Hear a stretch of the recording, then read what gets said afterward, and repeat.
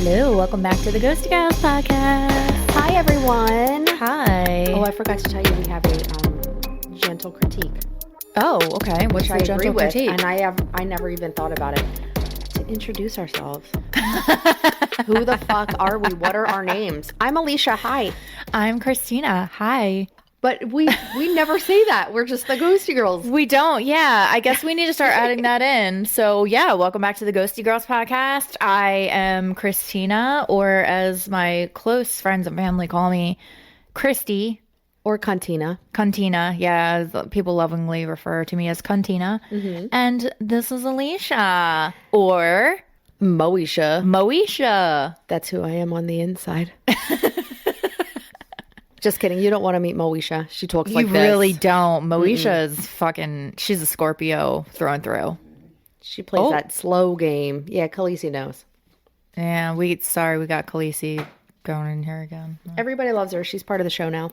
And we can't say Starbies today because it's drizzles. Yeah, we're doing Duncan today. Duncan. I feel like I'm having an affair. I know. It doesn't, it feels weird. I had to come a different route. Originally it was Starbies, but I said change of, what did I say in the text? Because I was cracking up. Or you like change of coffee. Change of establishment. Yeah, change of establishment. I mean, it's good. It's good. I like Starbucks better. Oh, same. I'm sorry. I'm a Starbucks girl, but this is good. It's good. We bougie. Yeah. I'm bougie. Mm-hmm. So yeah, at the suggestion of Alicia, I decided to do Ian, Brady, and Myra Hindley. I love it. Yeah, because we did Paul and Carla, and we did Luca Magnotta, and they both tied in with Ian, Brady, and Myra Hindley. Both, like all three of those serial killers. No. Scratch that. Because Luca wasn't a serial killer. He only killed one person, but he did kill animals. Fuck that guy. Yeah. So technically, he's a multiple murderer. I mean, because it's animals. I'm not going to give him the satisfaction of being called a serial killer. Well, yeah, because he like really got off on, he wanted that notoriety. So yeah. I'm going to call him a killer. douchey McDouchebag. And did you see the TikTok I did with the bees? I didn't yet. Oh, man. I'm sorry. That's okay. I got home last night from the beach and I was like, I have to get this episode knocked out. So gotcha. I stayed up late working on this. My girl got sunburnt yesterday. I got real sunburn. I look like a tomato. Tomato. That's actually a really good tie-in because I just did a British accent and Ian and Myra are British. I'll talk like this the rest of the time then. Yeah, I'm really good at a country accent. Like I can sound like a redneck, like nobody's business. And I mean, I have a redneck right now, so it makes sense. But I'm really bad at British accents. Well, so which is weird because I am British. Like I'm German and British. So you would think that I'd be able to do a British accent, but nay, I cannot. I cannot. My mum. Your mum? My mum. My dad's mom. Okay. She was right off the boat from England. So I grew up like hearing her English accent. Actually, I love that. She's well past, but I have a voice message that I saved from her. You want to hear it? Yes, please do. Hold on. Let me move this because I can't. I feel like I'm seeing a reflection of your head.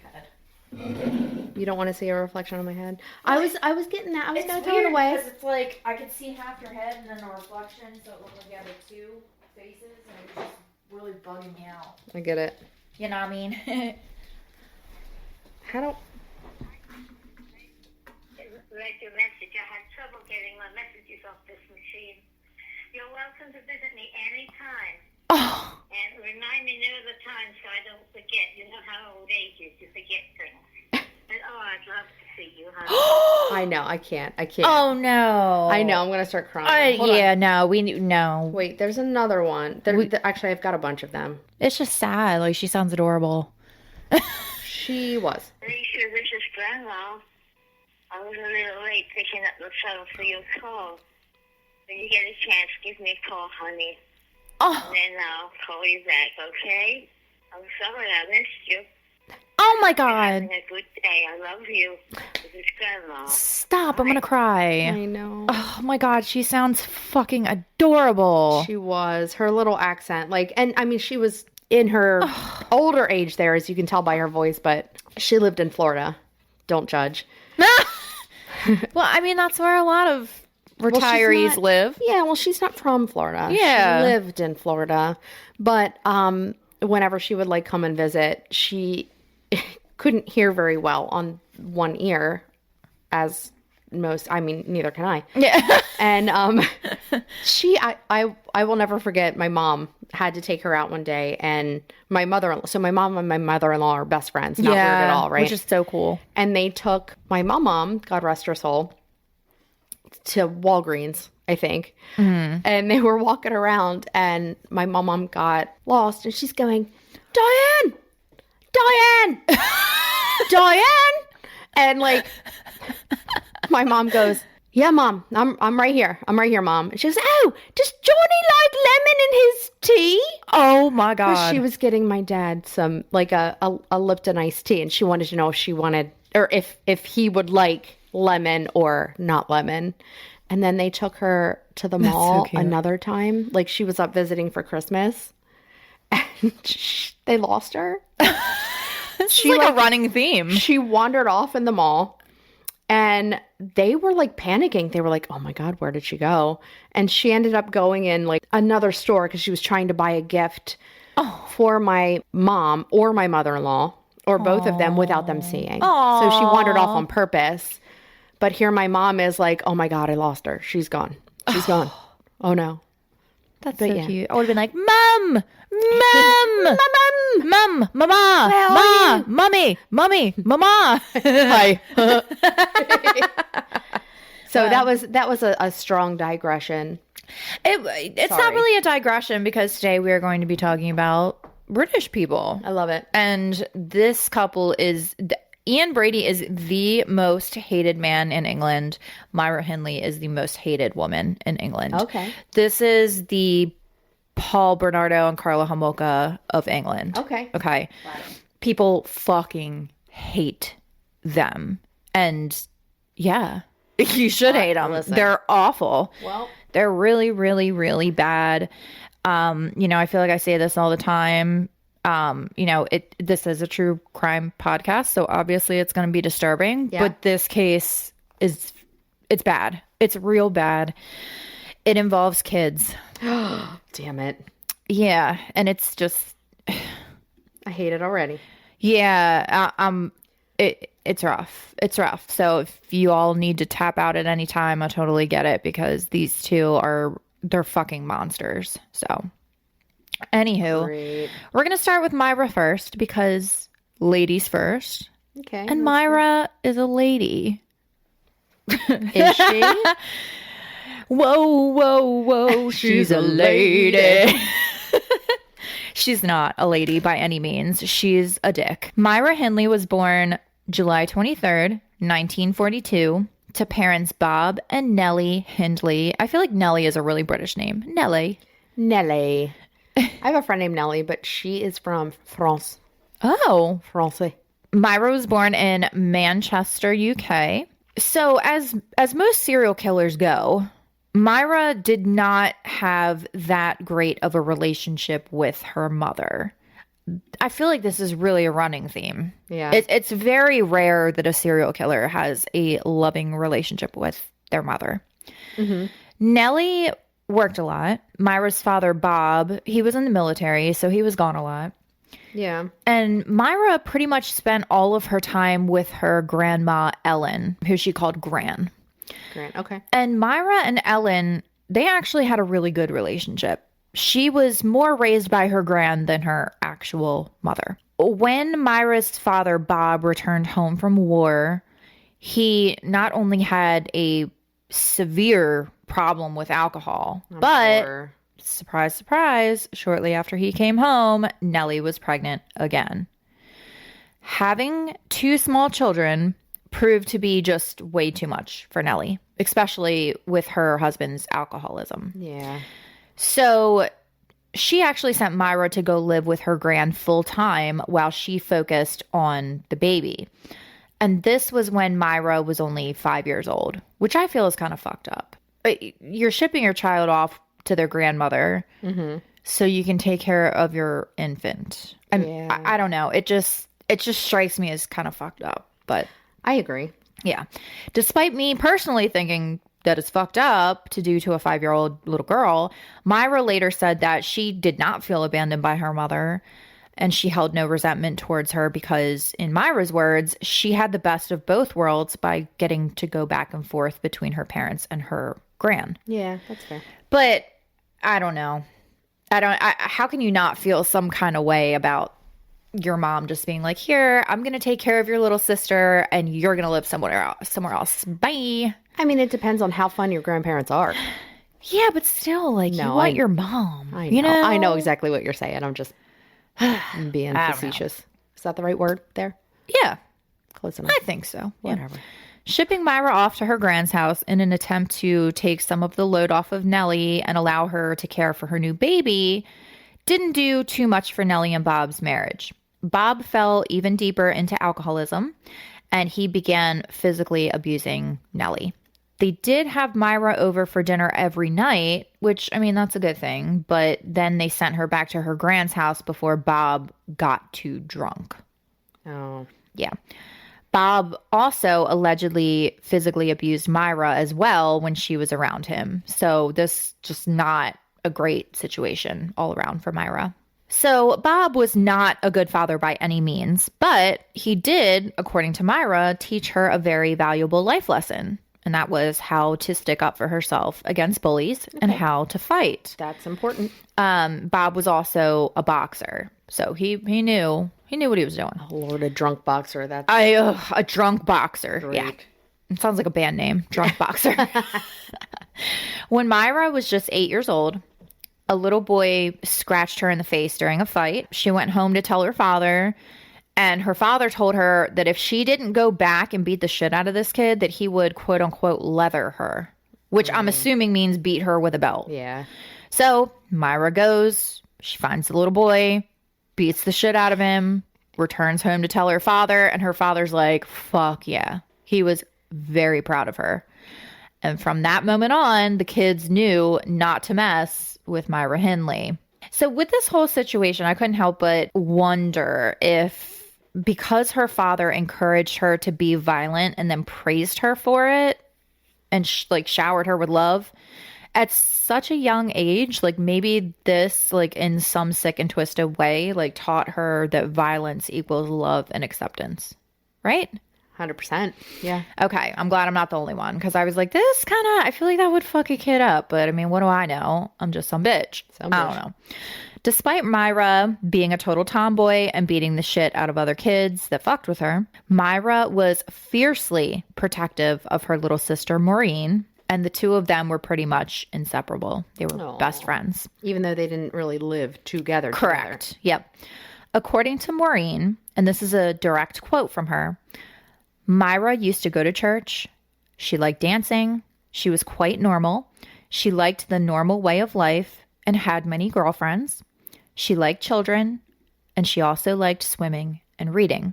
So she seems like a pretty normal kid, despite, her family life. Expanding on the whole liking children thing, Myra babysat all the time for family, friends, and neighbors. And she is said to have enjoyed it, which is really fucking shocking considering what she goes on to do in her later years. Her teachers and her netball teammates, because she played netball. What is netball? It's some kind of British sport. I should know this. Probably like pickleball. You should. Yeah, like you're a big sport girl. You should know what netball is. I'm Googling it. But yeah, her netball teammates, they really liked her. But most of her other classmates straight up hated Myra. They just thought she was a huge bitch. By all accounts, probably the most defining moment in Myra's childhood was the death of her best friend, Michael Higgins. Oh, jeez. Yeah, and Michael Higgins was a boy who was 2 years younger than Myra. And she had essentially taken him under her wing. Like, I guess he had been bullied. He was a smaller kid. So she became best friends with him. They were super close. and she was very protective over him. Well, and everybody already knew not to mess with her. Exactly. Yeah. So by proxy, they were like not fucking with Michael Higgins anymore either, because they were like, Myra will beat the shit out of me. And she would. Yeah. But sadly, on June 14th, 1957, when Myra was just 15 years old, Michael drowned while he was swimming in a reservoir. People close to Myra stated that she felt a lot of guilt over his death because Michael had actually invited her to go swimming with him, but she had declined because she had other plans that day. So Myra felt that had she been there with him, this would have never happened. She would have been there to save him. And she was also known to be a great swimmer. Yeah. So she harbored a lot of guilt for that. That hurts my heart a little bit. Yeah. I'm sure she turns into a monster. Oh, she is. Since we're talking about her. Right. Devastated about Michael's death, Myra turned to Catholicism and had her first Holy Communion 1 year after Michael died. Shortly after Michael's death, Myra dropped out of school and she began working as a junior clerk at Messrs. Lawrence, Scott and Electro Motors, which was an electrical engineering factory. Myra also did other things to earn extra money, like working nights at a jam factory, which sounds really cool, but it was only working with jams, like fruit jams and not musical jams. Mm-hmm. So, yeah, that was kind of a letdown because I was like, oh, jam factory, that sounds like a club. No, it's literal jam, like strawberry jam. Oh, that's fair. Where jams are made. Yeah, right. Also, Myra had a little side hustle of lying to coworkers and telling them that she had lost her paycheck. And she would do this in order to get sympathy from them. And then her coworkers would ultimately pull together and give Myra some of their paychecks to make up for her quote unquote lost paycheck. Oh. And yeah, they eventually caught on to her when she kept saying she would lose her checks. And they were like, nah, this is sketchy as fuck. Bruh. So yeah, they stopped helping her out. So yeah, Myra's a dick. But despite her being a dick, at the age of 16, Myra caught the eye of a nice young lad named Ronnie Sinclair. A year later, when Myra was 17 years old, Ronnie proposed to her and Myra accepted. Now, Myra's mother was actually a little disappointed in her accepting the proposal because her mother felt that Myra should experience the world and not just get married right away, which I get it. I mean, getting married at 17 years old, it's a little young. But also, I mean, we're in the 60s. Okay. It's a different time. Despite Myra acting happy and excited about the engagement, deep down, she was bored. And she wanted more for herself than just the life of a housewife and a mother. In her own words, Myra stated, quote, I began to witness many of my friends and neighbors, some of whom, quote, had to get married, having baby after baby, almost tied to the kitchen sink, struggling to make ends meet, while their husbands went out every night drinking and betting away their wages just as my father had done. I began to feel uncomfortable and restless. I wanted a career, to better myself, to travel and struggle to break free of the confines of what was expected of me. And that's real fucking relatable. Like, yeah. And, a part of me feels bad because it's like this, again, this was the 60s and women were expected to just get married and pop out kids. And there were women that wanted more. And a lot of times they were like the difficult ones, you know? Or they were put in mental institutions. Right. Exactly. I mean, maybe not the 60s, but yeah, they considered it, I'm sure. Oh, I'm sure, yeah. Feeling stifled by life, Myra decided to make some major changes. First up was dyeing her natural brown hair to platinum, or as it would be referred to over and over in their social circle, peroxide blonde. Sun in blonde. Yes. So they started calling Myra peroxide blonde. Myra started going out to pubs and dancing, and her friends said that Myra loved to jive. That was her thing. Jiving. Jive. Aww. In January of 1961, Myra landed a job at Millard's Merchandise Limited as a typist, which essentially was a secretary. She charmed them so much at her interview that she was hired on the spot and began working there pretty much immediately. As she was being introduced to the staff, a young man by the name of Ian Brady stopped her in her tracks, and she was immediately, absolutely smitten. And here's a direct quote from Myra regarding her first meeting with Ian. Myra says, "I can only describe my reaction to him as immediate and fatal attraction, although I had no inkling then of just how fatal it would turn out to be. I was struck by his dark hair, deep blue eyes, and fresh complexion, as well as the manicured fingers that were in stark contrast to my boyfriend's, which were always greasy. I'd always been a romantic dreamer, falling in love with film stars. I was crazy about James Dean and Elvis and had read and heard the phrase falling head over heels in love, but never thought it would happen to me. But as soon as Ian Brady looked at me and smiled shyly, that's exactly what happened." So now we are going to pivot to Ian Brady. Ian Duncan Stewart was born on January 2nd, 1938 at, get ready for this because this is funny. The place that he was born was called Rotten Row Maternity Hospital. Wow. Yeah. And this was in Glasgow. Rotten Row. The Rotten Row. The Rotten Row Maternity Hospital. Hospital where they drink water. Yeah. Yeah, I just want to highlight that this is a perfect name for the birthplace of Ian Brady. Rotten Row. Rotten Row. Very fitting. Ian's mother, Peggy, was only 19 years old at the time, and she was working as a waitress. As far as Ian's father goes, no one has ever been confirmed to be his actual father. Oh. The rumor is that his father died a few months before Ian was born, but again, nothing has ever been confirmed. We don't have any idea who Ian's birth father is. Literally no one knows. No one. No one. Okay. Nope. When Ian was just 3 months old, Peggy realized that she was just not equipped to be a mother to Ian. She had to work to make money. She couldn't afford to, pay for childcare for him all day. And that meant that she couldn't work. She had to stay home with him. And then she couldn't make any money. So it was like a vicious cycle. That sucks. So what she did was, and this is kind of weird, like by today's standards, but I guess this was like common back then. But she put out an advertisement in shop windows, like asking for someone to take care of her child, like in exchange for a little bit of money. Okay. Yeah. And essentially what she wanted was she wanted someone to adopt him, but also like arrange it so that she could still be a part of his life. Okay. Like an open adoption almost. Yeah. Okay. Which, I mean, it's kind of admirable. Like she realized that she couldn't take care of this child. She was just trying to do her best, you know?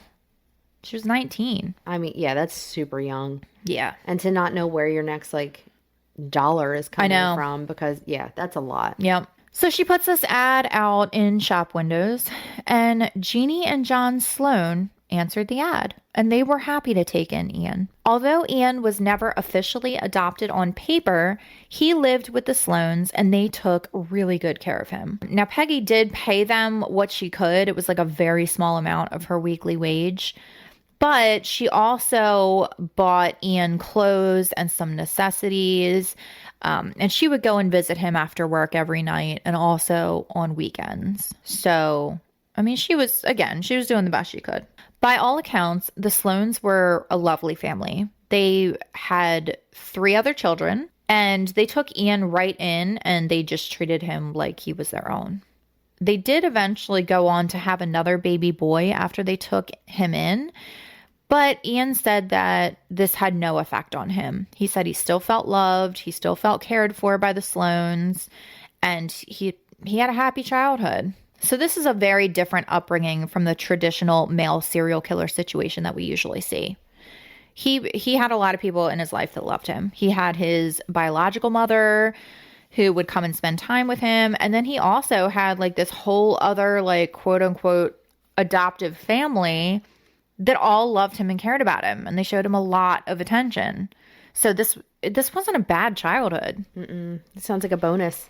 Yeah, exactly. You still have a mom that Your birth mom still loves you and wants to be in your life. Yeah. And he had like a good home. And yeah. Yep. And he had siblings.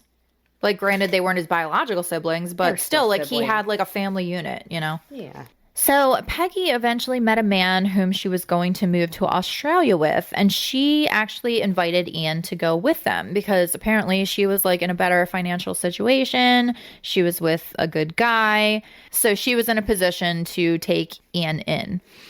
When she asked Ian if he wanted to go with them, Ian actually opted to stay with the Sloanes. Okay. Yeah. So He loved them. yeah, he did. That was his family.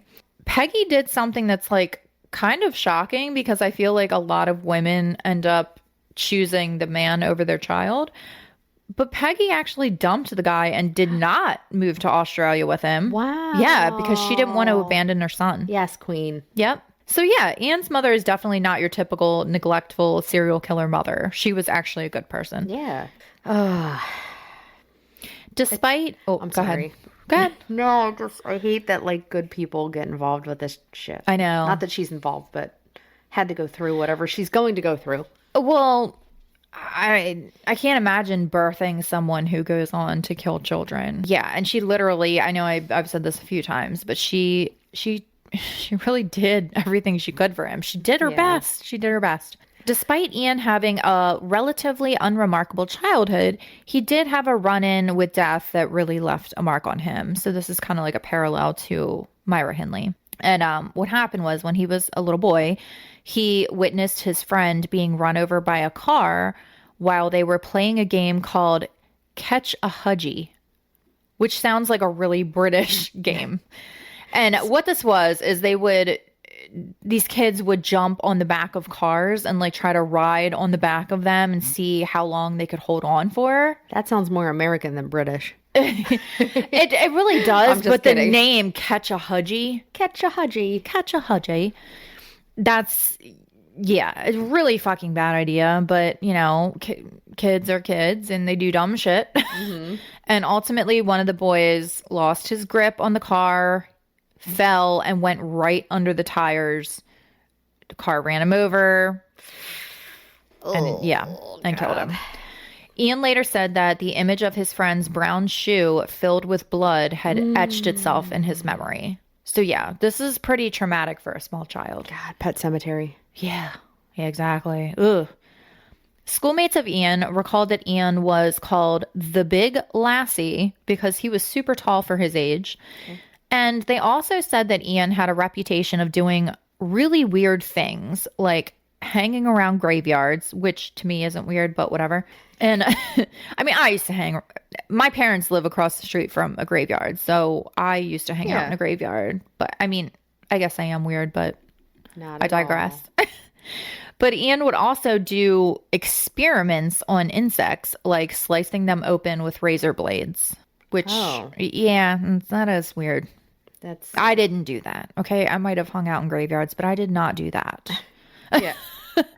Ian was also known for his love of horror movies, which he would talk about constantly at school. And this created a new nickname of Dracula. So they called him the Big Lassie and Dracula. You know. One of the most monumental moments in Ian's childhood, according to Ian himself, was the death of his beloved dog, Sheila. Sheila had gotten sick, and Ian states that he prayed and prayed to God to heal Sheila, but that Sheila died anyway. So this apparently was when Ian realized that there was no God, there was no afterlife, and that life was essentially meaningless because he's like, I prayed and prayed and prayed for God to save my dog, and God did nothing. This was life-changing for him. And he actually stated that this was a very profound realization to him that was actually pretty freeing because he stated that now he could live his life with no limits and with no regard for life itself. So he was just like, nothing means anything, so I'm just going to do whatever the fuck I want. Yep. He also hated religion from this point and had a major disdain for anything religious or spiritual. Shortly after this revelation, at the age of just 9 years old, Ian committed his first B&E, where he broke into someone's apartment. Interestingly, he didn't steal anything. And I personally think this is probably it was just a test run to see if he could actually pull off a breaking and entering, because he continued to commit robberies with his small gang of 5 friends. Not a good start. No, not at all. Yeah. It's also around this time that Ian became absolutely obsessed with Nazi rhetoric. Yeah. He had books. He talked about the Nazi party all the time. And he would also go around doing the Nazi salute just for shits and gigs, which is a really fucking dumb thing to do. So Real dumb. Yeah, don't fucking do that. No. I think you can actually get arrested in Germany for doing that. Good. Yeah, they don't fuck around. And rightfully so. Like, they know. Yeah. They know. They know. Ian's gang of prepubescent thugs were getting to the point where they were breaking into as many as 3 properties a night. And these boys are around the age of 9. They're breaking into like 3 places a night. And being dumb kids, they were eventually caught. Ian was found guilty and he was sentenced to 2 years probation. While on probation, Ian found out the identity of the boy who had ratted him out. He confronted him, held him down, and raped him as punishment. Again, this is around the age of 9 years old. Okay. Yeah. Probation did very little to deter Ian from a life of petty crime, and he continued to steal and commit robberies. In 1953, at the age of 15, Ian dropped out of school and went to work as an errand boy at R. Wallace & Sons, which was the local butcher shop. He then bounced around from job to job while still committing burglaries until he was caught again and ordered to leave Scotland altogether. So he actually had to leave Scotland and go live with his mother, Peggy, who had moved to Manchester. Ian had to leave Scotland, and he loved Scotland. So he was upset about this. Went to go live with his mother, Peggy, in Manchester. And Peggy at that time was living with a man named Patrick Brady. And Ian actually took such a liking to him that he changed his last name to match Patrick's, hence the name Ian Brady. Peggy and Patrick were super stoked to have Ian with them, and they basically just like spoiled the shit out of him and gave him anything he wanted. Like, I feel like his mom was probably trying to make up for lost time. Like, yeah. And she probably felt guilty too. Oh, yeah. Patrick even got Ian a job at the Smithfield Market, so things were really looking up for Ian. He started dressing very well, and the women in town just like flocked to him. He was known as the local heartthrob, which is really interesting to me considering the pictures that I've myself seen of Ian. But I don't know. You guys can Google him and make your own assumptions. Well, you know I'm going to Google his ass. Yeah. Despite his outwardly debonair persona, Ian was very different on the inside. He started developing a problem with alcohol, which landed him in court when he was charged with disorderly conduct, and he was often seen out bar hopping. Allegedly, and this is according to locals, Ian was also frequenting homosexual pubs. Okay. Yeah. So he had begun to experiment with different women and men and had also developed a liking to non-traditional sex, i.e. like violent sex. Okay. One ex-girlfriend of Ian's said that he kissed so violently that he would actually cause both of their mouths to bleed. How does... What? Mm-hmm. And this is like a running theme. Other people, even Myra has said that. What do you use, teeth? Like, yes. How does that work? Yes. I guess just like shoving your mouth into theirs. I can't. I wish that we were recording so you could see like what Alicia just did. I thrusted my giant teeth forward and made that noise. Yeah, it's real creepy. That's just, speaking of red flags, like if your boyfriend does that, I feel like it's a red flag. I don't know. Call me crazy, maybe. Run. Call her crazy, maybe. Ian continued to commit burglaries and was again arrested in 1955, but this time he was actually sent to jail. Ian passed the time by making friends with other inmates to gain connections for when he got out, and he also brewed prison hooch, which he would sell to other inmates. And can we just take a moment to talk about prison life for a second? Because Yes. I think I've said this before, but I am so fascinated by prison life. Like, I've seen TikToks where women show how they would like make eyeshadow and blush from magazine pages. Yeah. I find that stuff so fascinating. Like, they're so fucking crafty. Yeah. Like, they make like prison casseroles out of like Doritos, and they make like Oreo pies and stuff, like cheesecakes. Do you know how they make grilled cheese? No. Flat irons. Oh my God. Yeah. And Wait, I have questions. You're allowed to have a flat iron in prison? apparently, yes. Like the thin ones. I feel like that's a little dangerous. It is. Can you imagine like Taylor Shabusiness having a flat iron in prison? Oh, I don't think that Ain't no level. way. I think this is a low It has to be. security prison. It has to be. I just think it's so cool. Like, they make mascara, they make eyeliner. It's awesome. Didn't you say it was like Vaseline? Yeah, they Right? take. So the one that I watched, she said that they would get magazines and they would take like Vaseline or lotion and like rub it on the magazine page to get whatever color they wanted, and then they would like make their eyeshadow or their lipstick or their blush. That's cool. That is so cool. It's crafty. It's very crafty. Yeah. But anyway, I'm sorry, I digress. Nah. So back to Ian. He gets out of prison and he bounces from job to job again, which is a running theme with him. He's still performing burglaries, and he's basically out running around until he lands a job at Millard's Merchandise Limited as a stock clerk, where he ultimately meets Peroxide blonde queen Myra Hindley. And as soon as Myra left work that night after meeting Ian, she met up with her girlfriends to talk their ears off about this boy who she met, who reminded her of James Dean and Elvis. And y'all, if you don't know what Ian Brady looks like, please pause this and take a moment to go Google him so y'all can laugh with me about how much this man does not look like James Dean, nor does he look like Elvis. Oh my God. I can't even describe how Ian Brady looks, but like when I read these books and articles about how women would like throw their panties at him and how he was a quote unquote heartthrob, ain't no fucking way. No. The only thing I'll give him is he's got some good hair. He does. He has like a pompadour. He doesn't even have a top lip. God bless him. Nothing wrong with thin lips, but like, come on, man. What was the standards in that town for him to be the heartthrob? Low. It wasn't. The bar wasn't even low. It was on the fucking ground, buried in dirt. There was no bar.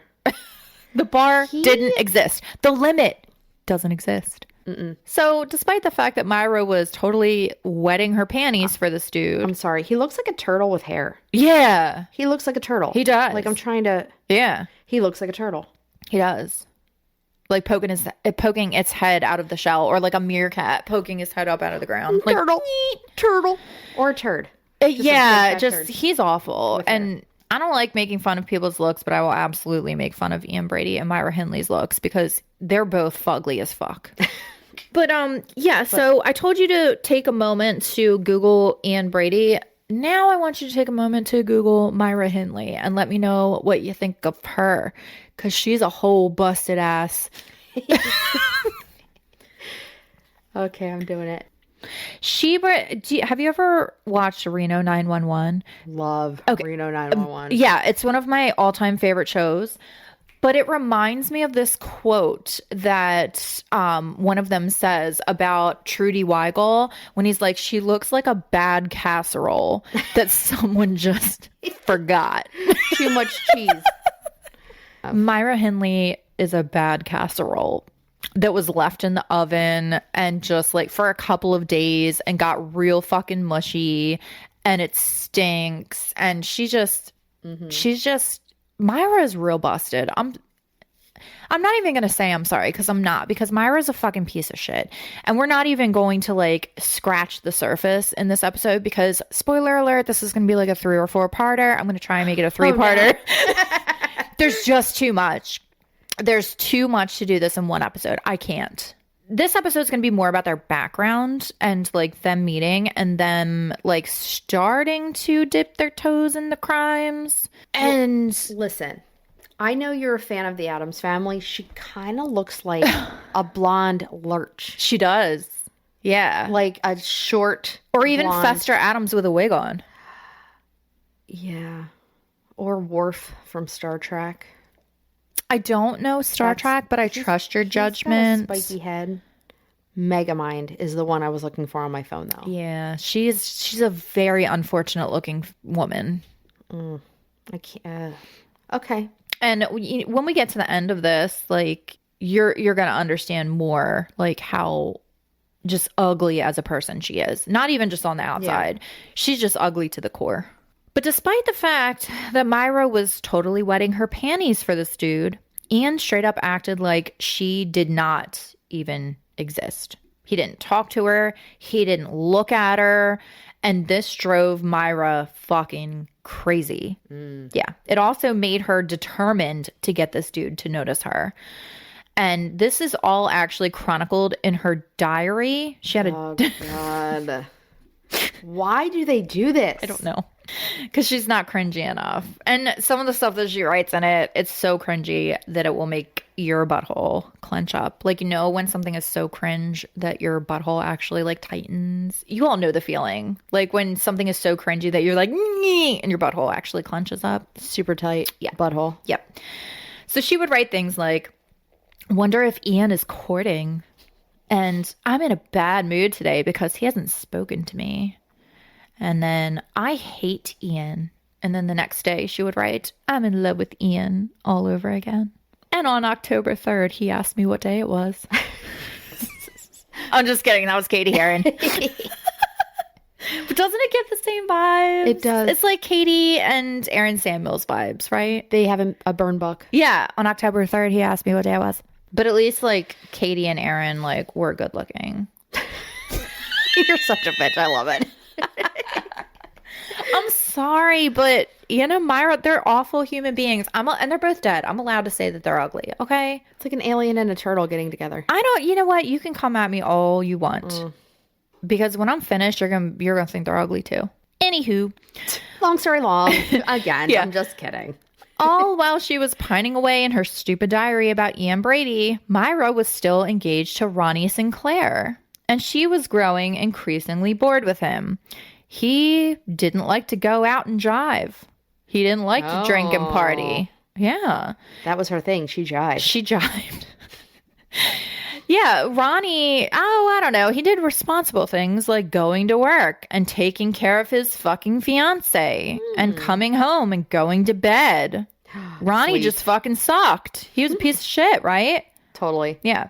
So Myra, she dumps Ronnie, who was completely devastated. He was devastated. He would call her work repeatedly begging for her to come back to him. And she was like, No bet. nah, man, you won't come out and jive with me, so fuck right off. You don't have good hair and look like a... Yeah. I'm trying to bang this dude named Ian with a fucking pompadour. It looks like a bag of farts with hair. Yeah. And meanwhile, Ian was still completely ignoring her. So Myra decided to take matters into her own hands and do things like find out where Ian lived and repeatedly walk by his house to try to run into him. Oh. Yeah. Hello. Oh my God. I didn't just knock on your door. Oh, hey. Fancy meeting you here. Yeah. She would find out what pubs he frequented and she would randomly show up there. Wow. Yeah. And Ian did start to notice her, but not exactly in the way that Myra had hoped for.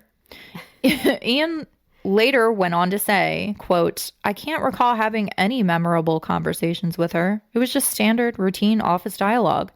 I didn't go for her peroxide hairstyle. She had obviously been standing or sitting too close to the fire at home because she had heat marks on her calves. What does that even mean? I don't know. What are heat mark? I What? don't know. Okay, I gotta Google that too. Google, help me. He said she had heat marks on her calves. What are heat marks?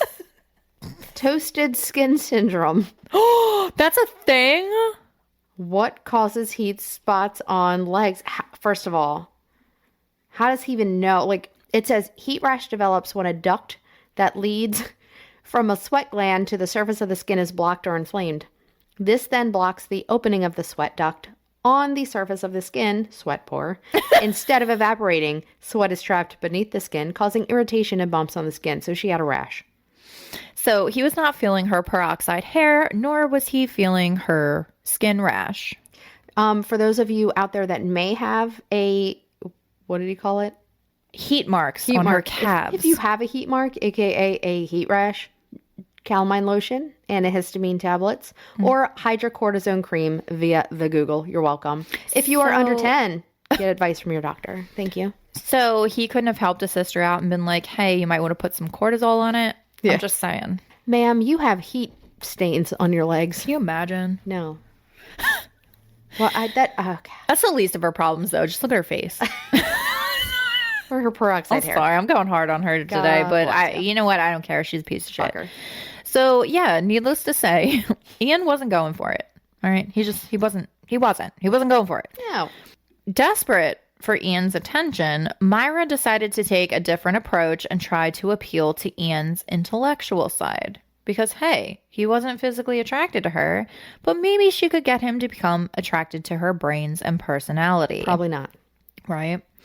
Myra had obviously been paying close attention to Ian, and she would make note that he was often in the break room with a book during lunch. So what does she decide to do? She also starts spending time in the break room during lunch with a book. The same one he's reading. Oh, you're reading this too? And also the Mean Girls references, because it reminded me of I saw Katie Haring wearing cargo pants and flip-flops. So I started wearing cargo pants and flip-flops. Or is it army pants? I don't know. I got to rewatch that movie. I do too, because the Mean Girl references are coming in hot on this episode. But yeah, it was the book, The Collected Works of William Wordsworth, that finally got the attention of Ian Brady, who finally initiated a conversation with her. And she was real fucking jazzed about this. They sparked up a friendship, they discussed literature and music, and then at a work Christmas party in 1961, Ian approached Myra, pulled her out on the dance floor, and they had their very first drunken dance. That's not adorable at all. And Myra later on went to say that Ian was a horrible dancer. Because remember, she liked to jive. She's a jiver. Ian was not. After the party, Ian and Myra decided to continue the night, and they went bar hopping, where they danced and got completely trashed. Ian then walked Myra home and did his whole violent makeout thing.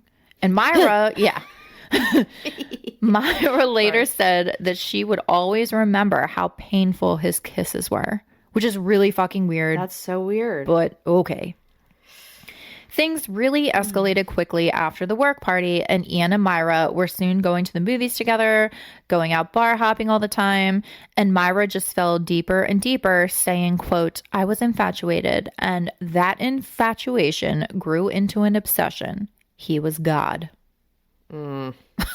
Which isn't weird at all. And speaking of God, you like that segue? It was perfect. Yes. Amen. After one of their romantic date nights, Myra invited Ian to Mass at the Roman Catholic church that she attended. Because remember, she was very heavily into Catholicism. She was a church girl. So she invites him to her church, and Ian's like, nah, no. He flat out refused. But she was, however, able to get him to agree to go into the St. James Protestant Church. And as they left, Ian said, this is what I think of Christianity, and then proceeded to whip his dick out and urinate all over the outside wall of the church. And if that's not husband material right there, I don't know what the fuck is. Listen, you got to put a ring on that immediately. Because if there is one thing about Ian, it's that he is a gentleman. And a scholar. Apparently, because he reads in the break room. Yes. Gentlemanly as fuck. He can't even read. He just looks at the pictures. Probably. I mean, same, but... Yeah. And this move was so impressive, in fact, that Myra actually invited Ian back to her grand's house, where she lost her virginity to him in her grand's living room in front of a roaring fire. Hashtag goals. So then he probably had heat stains on his butt. Oh my God, yeah. Heat. They definitely Whatever had you call heat them. marks. Yeah. I like heat stains. Heat stains. Yeah, I think that's good. I keep picturing like the grill marks on a steak. Yeah. Is that what her calves looked like? No, it was just a rash, but still. That's funny. Oh, man.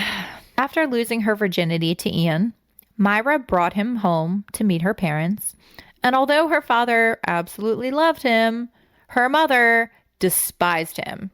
And her mother actually said, no good can come of that, Ian Brady. Side note, fucking listen to your mother, okay? If she doesn't like your dude, there's a reason. Fuck. Friends and family immediately noticed a change in Myra after her and Ian became a thing. Because Myra was one of those chicks who would make her entire life and personality all about her man. Ugh. One of those. She'd pick me. Pick me, girl. Pick me. So Myra, she wouldn't go out anymore. She would sit at home and just wait for Ian to come by. Sometimes he would, sometimes he wouldn't.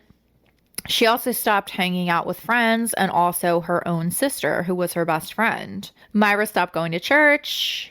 She started telling people that she hated kids. She no longer believed in the institution of marriage. She started spouting Nazi rhetoric, all kinds of off-the-wall shit. People were like, what the fuck is going on with Myra? Like, I know she looks like a dumpster, but... Fire. A dumpster fire. Yeah. A dumpster that was on fire and had been put out by a bag of... I know she looks like a bad casserole, but... Yeah, a bag of bad casseroles. Yeah. Ian's relationship with Myra did absolutely nothing to tame him. And in fact, it may have even ramped up his debauchery because he finally had someone who thought the sun shined out of his ass. Oh. She was his biggest cheerleader, you know?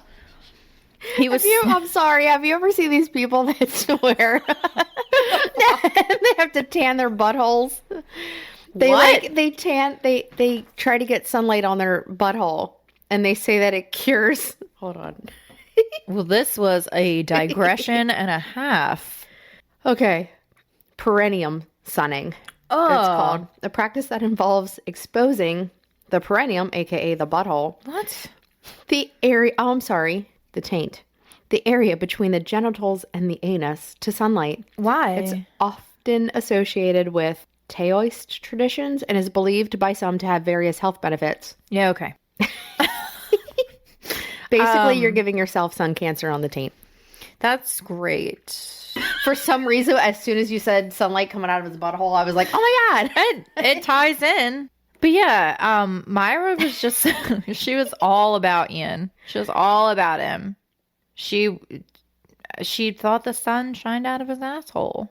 And maybe it did. I don't know.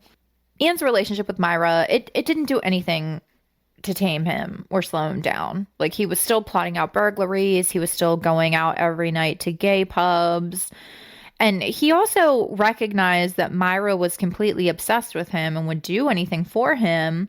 And he figured that he could use that to his advantage. Yeah. So he starts really testing the waters to see how far Myra will go for him.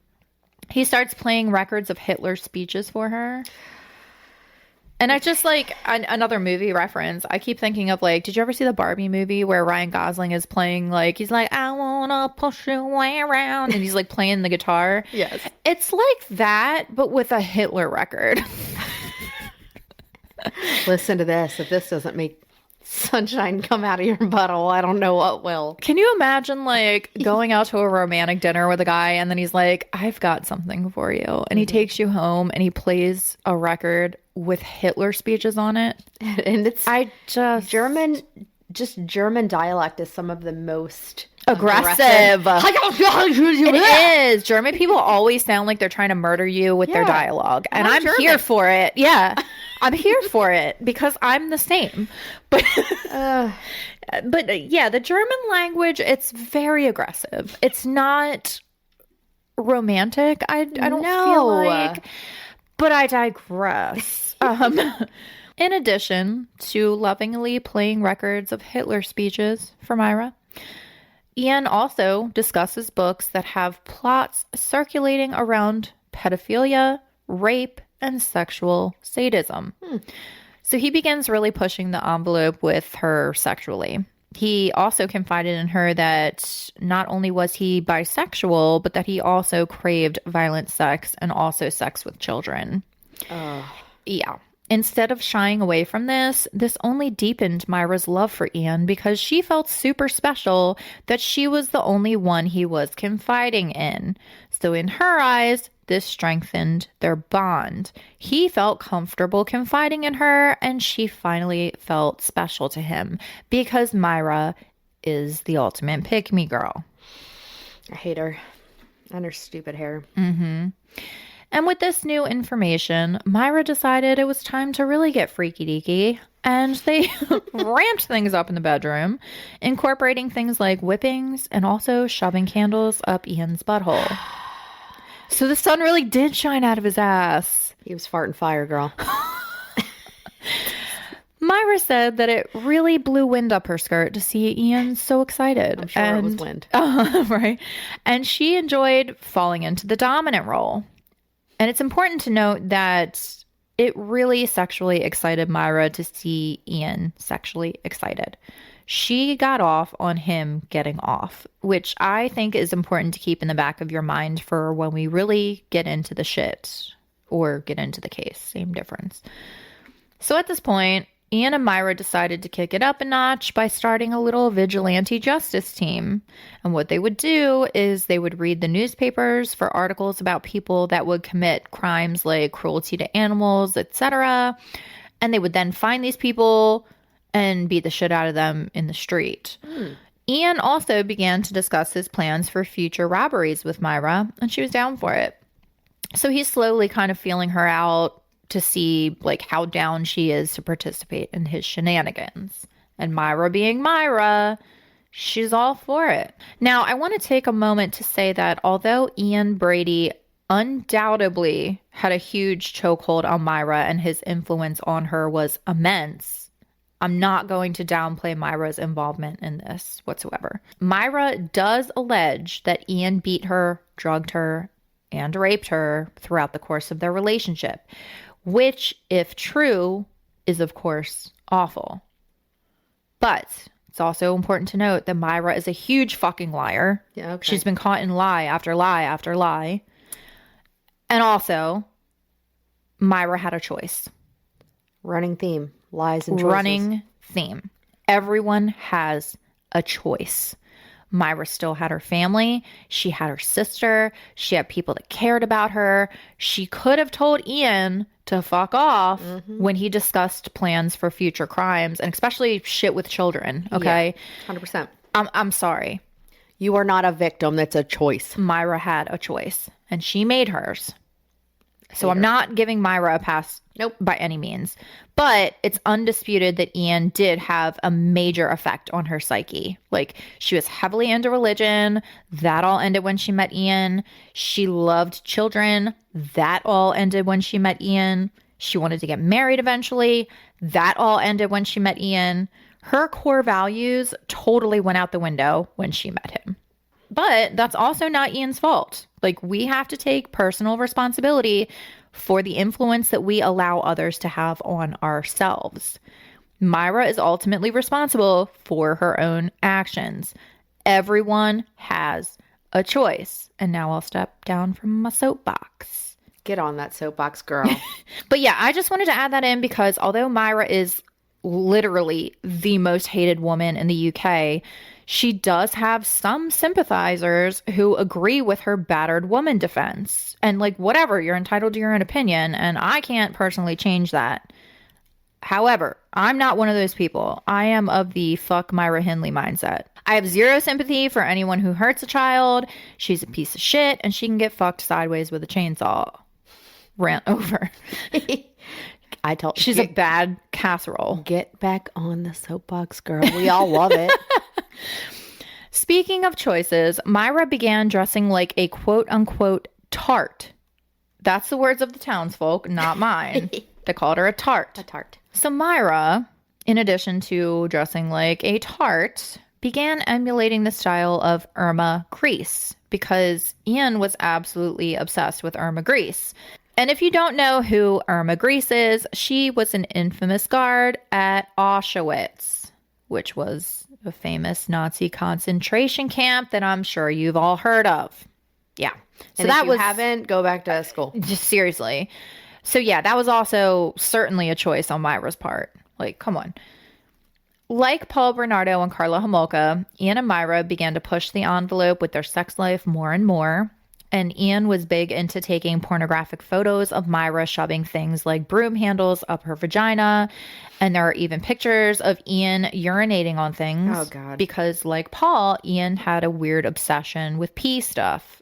I don't know where that... I guess it comes from like a desire to humiliate. I don't know. But yeah, lots of parallels here. But I thought she was the dominator.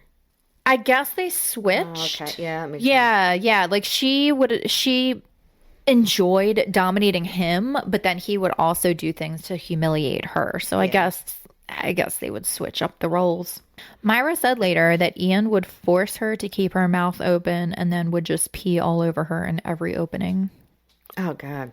There's a visual for you. Thanks for that. Yeah. During sex, Ian began to talk about some pretty violent and fucked up things, like raping children. They even discussed sexually humiliating and then murdering Myra's ex-fiance, Ronnie Sinclair, but they never acted on it. And poor Ronnie, like he did nothing but love Myra and want her back and take care of her. And she's over here with this new dude, like, I want to kill him. Yeah. Why? He didn't even do anything to her. Nothing. He did nothing but be nice. These people, I swear to God. Once Ian knew that Myra was down to do anything with him, they started studying crimes and murder in order to get a plan in place and perfect their craft before they began committing their crimes together. They would go to the library and take out books on sexual murders, as well as true crime books, of course. Ian also took Myra to one of his favorite spots, which was the Saddleworth Moor, or the Moors. Okay. And this is where they would meticulously plan out their murders and ultimately where they would bury the bodies of their victims. And this is where you get the Moors murders from. Okay. And for anyone who doesn't know what Saddleworth Moor is, it's essentially just a huge, vast open land in northwest England that is known for being very beautiful and very peaceful. And if you look up pictures, it's really, really pretty.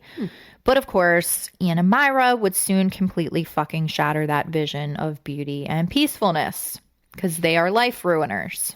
At the Moors, Ian and Myra discussed how they would get away with the murders and also the steps that they needed to take in order to not get caught.